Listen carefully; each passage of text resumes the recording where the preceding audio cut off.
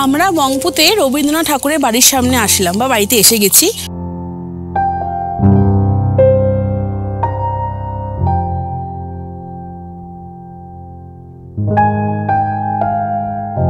প্রবেশ মূল্য এখানে 25 টাকা।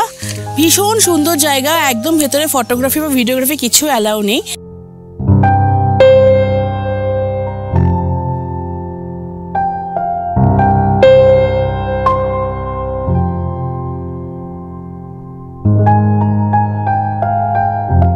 চেষ্টা করব তোমাদের সঙ্গে কিছু না কিছু শেয়ার করা, যায় না কি হবে। সবচেয়ে সুন্দর হচ্ছে রবি ঠাকুরের বাড়ি, তার সাথে এখানকার পরিবেশ। তোমাদের একটা গাছ দেখাই বন্ধুরা, একটু দেখো, ওই যে চেরি ব্লসমস, এখানে রাস্তাঘাটে ভর্তি। আর তার একটা নিদর্শনই আমরা এখানে দেখতে পেলাম, ভীষণ সুন্দর।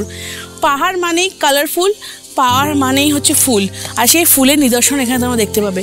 তো চলো আমাদের এই ভেতরে ঢুকি। রবি ঠাকুরের বাড়ির ভেতরে কি কি আছে, তার হাতে লেখা কবিতা, তার নিজের হাতের লেখা, তার সাথে তার কোথায় শুতেন, কোথায় লিখতেন, কি ওষুধ খেতেন, কি কি সামগ্রীতে তার খাবার রান্না হতো, সব কিছুই ভেতরে রয়েছে।